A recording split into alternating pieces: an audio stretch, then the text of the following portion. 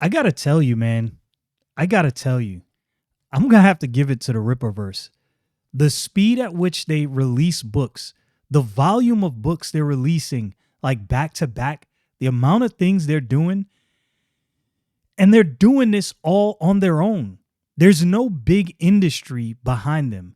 I know there's a lot of people out there that will say, um, what's the company? The Blaze were behind them. Rightfully so. These are people that have known Eric July. They supported him. But you don't really see many mainstream or media outlets at all talking about the Rippaverse. And they are constantly pumping out books and providing fans with enjoyment. I got to tell you, I stopped collecting comic book for a number of years. I was collecting comic books from not about 1991 up until I'd say 1998. And I stopped from 1998 up until about 2011, 2012. So there was a large gap where I just did not collect. I kept abreast somewhat of what was going on. I was in the military, got married, had kids, things was happening. But I picked it up I picked it up again, like I said, 2011, 2012.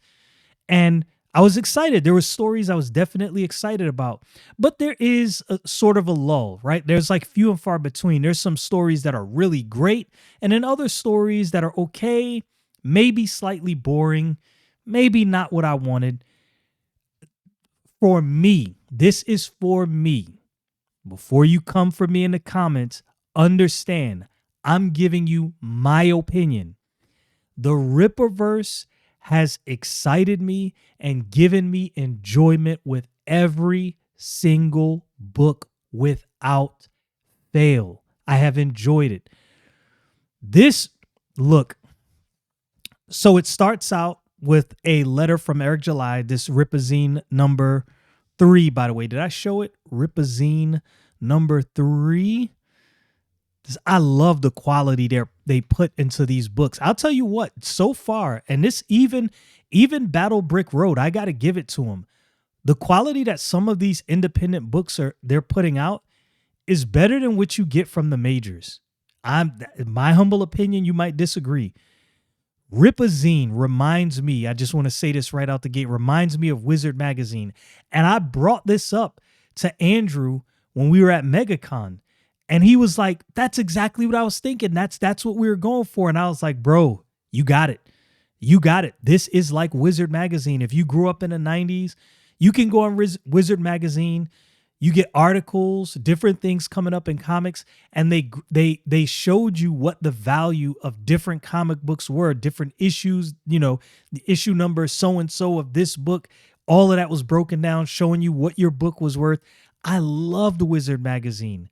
I don't know when. I think I looked it up. I think it was like 2008 or 2009 or something like that when they were, when they went out of print. Anyway, Carrow Brown, let me tell you. So she wrote this story, Dirty Deeds. Now, Carrow, I know you said you've written books. Give me a list of the books that you've written. I'm going to have to look this up and see what you wrote. Is it sci-fi? Like, what's the genre? I would have thought, I'm being honest, that Carroll was a veteran comic book writer reading this Dirty Deed story. And the reason is, it's hard to... I'm not a comic book writer. I would have no idea how to write a story, a short story like this, that was short but packed and give you enough that it kept you engaged and you enjoyed it the whole time. And the way this Ripazine started out was different than the other ones. So in the other Ripazines, the short story, I believe the other two, the short story is like more toward the middle of the Ripazine, if I'm not mistaken. This one, they open you right up to Dirty Deeds. Dirty Deeds is action-packed from the very opening page to the last page. And I like that. And the reason I like that is I don't know these characters. If I open a book with characters that I don't know, and there's some long drawn out speeches and dialogue, depending on the book, because the other two books, Salvage and Saoirse, they were uh, um, uh, detective books. Trying to get my words out. And so I could take dialogue with that. This is a detective. You're finding out what are they investigating, what's going on. That's different. When you're dealing with something like this, like how did Carrow know I have to start this out action packed from page 1?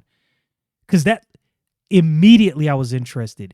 Immediately I was like, okay, what's going on? What is happening?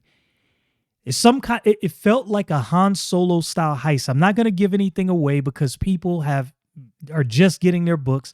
I'll give it, since this is short stories and some previews, I'll give it at least, I want to say 3 to 4 weeks, Lord willing. So Lord willing, in 3 to 4 weeks, I'll do a deep dive going through Dirty Deeds. The art, Evan Scale on the art. Yo, I have not been disappointed one time yet from Rippaverse art. So in this book, I didn't pick up Blood Ruth, not my thing, still not going to pick it up, but I did read the preview for Blood Ruth in this Ripazine, and I understand why they picked Michael Montanot for that art. If you pair, and I always say this, if you pair the right artist with the correct writer, it matches well. I've seen some art on some stories that I'm like, this artist is not necessarily bad, but this art doesn't fit this story at all. And I've seen that happen.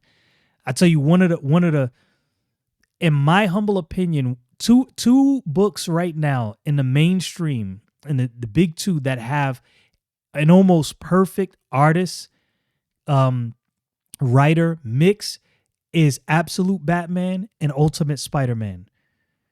Hickman, Giacchetto, Snyder, and Dragotta, good matches. That doesn't always happen. I don't know what they're doing at the Ripperverse.